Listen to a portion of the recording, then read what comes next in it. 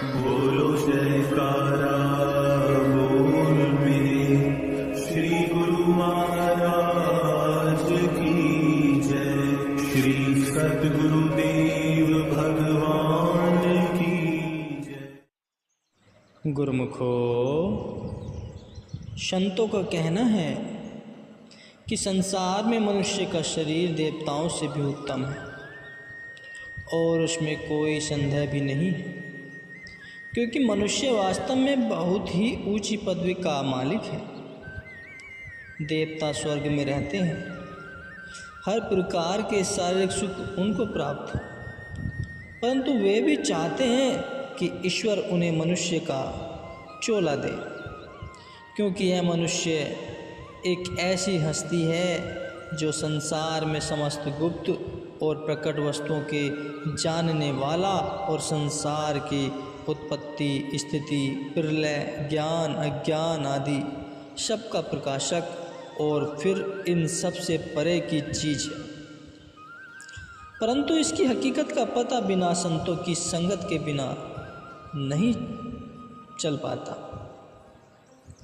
मनुष्य सब कुछ है, परंतु जिस समय इसको संतों की संगत का लाभ प्राप्त होगा, उस समय यह अपनी हस्ती पर गर्व करता हुआ संसार का तमाशा देखते दिखाते अपने वास्तविक स्वरूप का साक्षात्कार कर लेगा।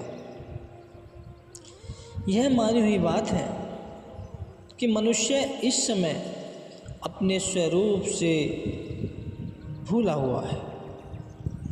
वह इस समय अधिक से अधिक यही कुछ समझता है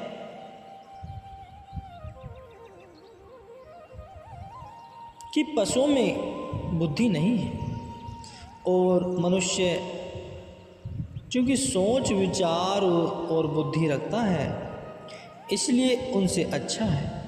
यह पशुओं के मुकाबले में यह अपने जीवन के लिए सुख के सामान प्राप्त कर सकता है, इसलिए विशेष है या अपनी आवश्यकता के जो पदार्थ अपनी समझ से यह पैदा कर सकता है, पशुओं को वे प्राप्त नहीं हो सकते, इसलिए उनसे बढ़कर है।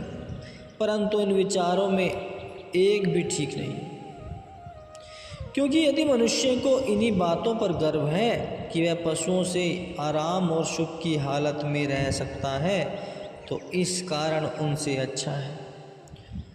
तो इसका पहला उत्तर तो यह है गुरुमुखो कि जिन जिन वस्तुओं को मनुष्य अपने लिए खुशी और आराम के समान ख्याल रखता है, उनकी पशुओं को आवश्यकता ही नहीं। उनकी आवश्यकता का सामान प्रकृति ने उनको पहले ही दे रखा है। उन्हें न किसी मौज कुर्सियों की आवश्यकता है, न नरम और मुलायम गदेलों की आवश्यकता है, और न ही उन्हें शीश महलों से ही कोई वास्ता है, क्योंकि जो आराम मनुष्य को नरम और मुलायम बिस्तरों में है, उनको रेत के टीलों पर सोते हुए उनसे कुछ कम नहीं है। दूसरे यह है कि जैसे बाल बच्चे मनुष्य के हैं, वैसे पशुओं के भी हैं। जैसे बच्चों में मोह प्यार मनुष्य का है, वैसे उनका भी है। जैसे पेट भरकर मनुष्य खा लेता है, वैसे वे भी खा लेते हैं। जैसे रात को मनुष्य सोता है, वैसे वे भी करते हैं। जैसे काम क्रोध लोभ मोह और अहंकार मनुष्य में है, वैसे उनमें भी है। जैसे हाड़ मांस लहू आदि का शरीर मनुष्य का है, वैसे ही उनका है।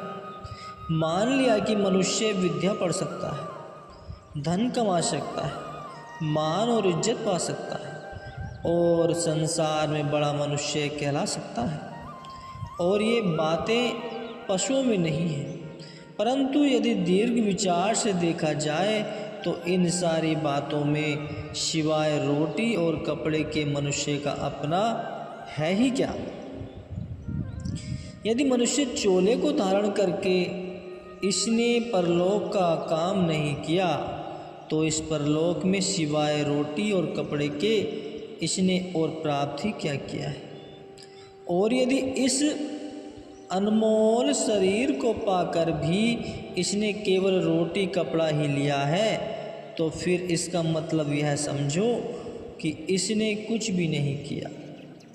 इससे तो फिर पशु कई गुना अच्छे हुए जो कम से कम दूसरों के काम तो आते हैं, दूध पिलाते हैं, हल चलाते हैं, बोझ ढोते हैं और मरने के पीछे उनकी हड्डियाँ, मांस, चमड़ा आदि सब कुछ काम में आता है। लेकिन मनुष्य में तो इसका गुण भी नहीं है।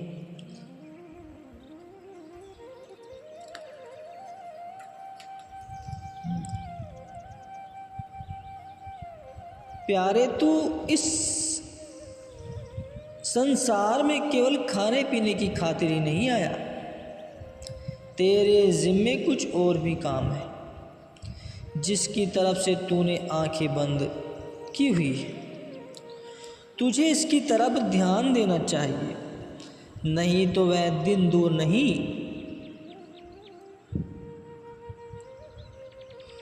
जब तू संसार में खाली हाथ चल बसेगा और जिन पदार्थों को लहू और पसीना कर एक करके एकत्र किया है वे तुझसे बिछुड़ जाएंगे।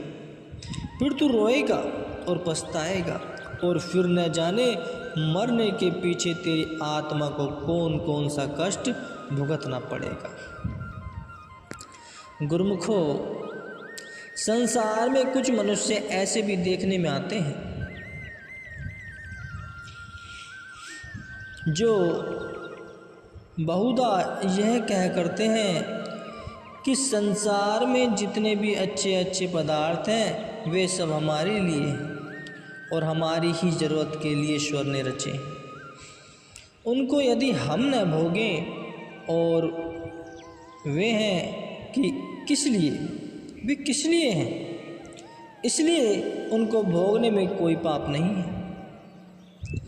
जिन लोगों की यह आवाज़ है कि यदि उनसे पूछा जाए कि भाई मान लिया संसार के पदार्थ सब तुम्हारे लिए हैं और तुम्हारे ही खातिर ईश्वर ने बनाए, परंतु तुम किस लिए बने हो, इसका उत्तर उनके पास कोई नहीं है।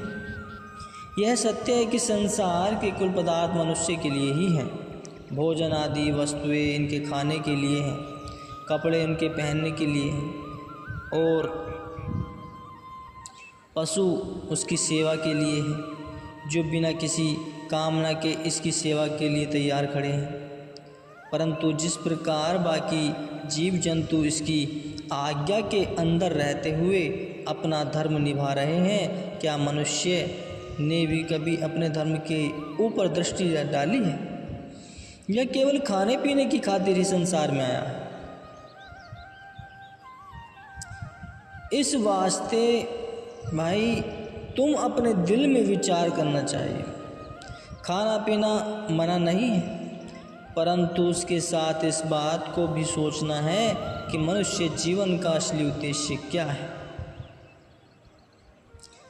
खाना पीना इसलिए है कि ज़िंदगी कायम रहे और ज़िंदगी मालिक की याद के लिए है, परंतु मनुष्य भूल कर यह समझ रहा है कि मेरी ज़िंदगी ही खाने पीने और मौज उड़ाने के लिए। यह उसकी बड़ी भूल है।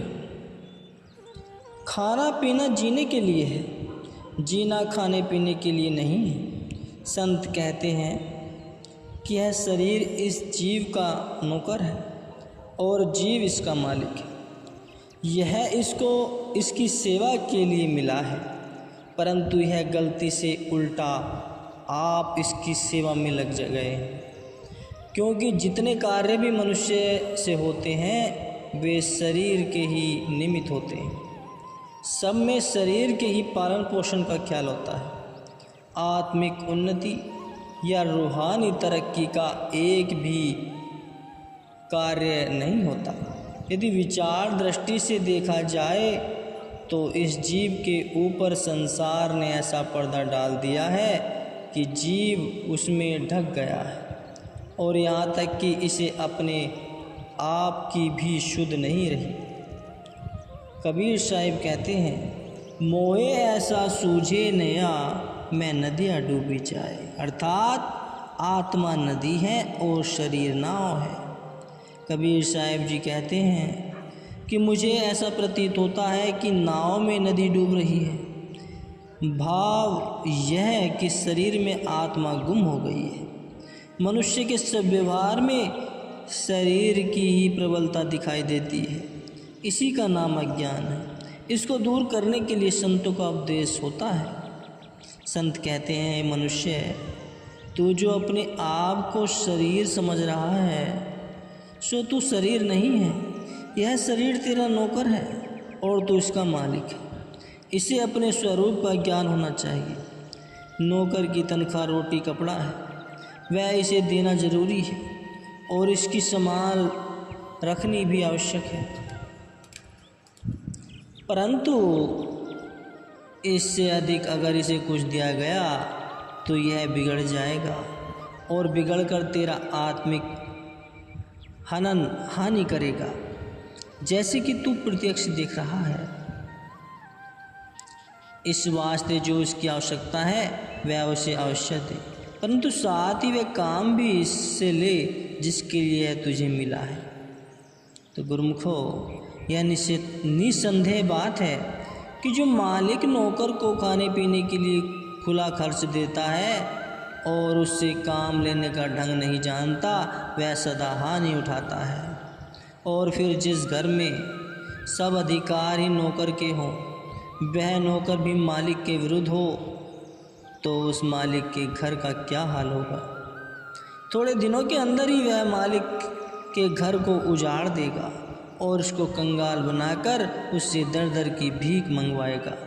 यही हाल इस जीव का हो रहा है कि शरीर ने इसको यहाँ तक कि नीच दशा में पहुँचा दिया है कि यह बेचारा 84 लाख योनियों के अंदर भरमाता हुआ ठोकरे खाता फिरता है और अपने लक्ष्य से इतना नीचे गिर गया है कि अब मनुष्य शरीर को धारण करके भी इसे होश नहीं आता कि जिस समय के लिए मैं करोड़ों जन्मों के अंतर चक्कर काटता हुआ मनोतियाँ मानता रहा हूँ, मन्नतें मांगता रहा हूँ, और जिस समय की प्रतीक्षा में लाखों वर्ष तड़प तड़प कर बिताए हैं, वह समय अब आन मिला है। इसमें कुछ अपना बना लो। संत भी बार बार उपदेश करते हैं कि हे मनुष्य, इससे पहले तू अनगिनत योनियों के अंदर भटकता रहा है। अब यह शरीर तुझे बड़े उत्तम भागों से प्राप्त हुआ है। इसके अंदर तू अपने सत्य स्वरूप को पहचान, परंतु यह फिर भी नहीं संभलता। ए मनुष्य, इससे पहले तू कई बार कीट और पतंगों की योनि में फिरता रहा और कई योनियाँ हाथी, मछली, कुरंग आदि की तूने भोगी हैं, और कई बार तू पक्षी और सांपों की योनि में चक्कर काटता रहा है, और कई बार तू वृक्ष होकर जन्मा है। इसलिए प्यारे, अब तेरी ईश्वर से मिलने की बारी है, क्योंकि शरीर तुझे चिरकाल के पीछे प्राप्त हुआ और ईश्वर का मिलाप इसी जन्म में हो सकता है।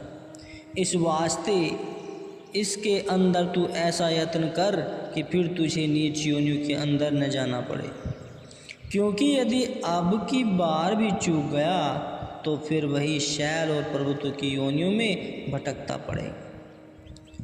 जैसे कहा है, कई जन्म सैन गिरी करिया, अर्थात कई जन्म पत्थर और पहाड़ बनकर तूने काटे, और इस प्रकार अनेक योनियों के अंदर तुझे गर्भ का कष्ट सहना पड़ा, और फिर कई बार तू वृक्ष और वनस्पतियों के रूप में पैदा हुआ और 84 लाख योनियों के अंदर भरमता रहा।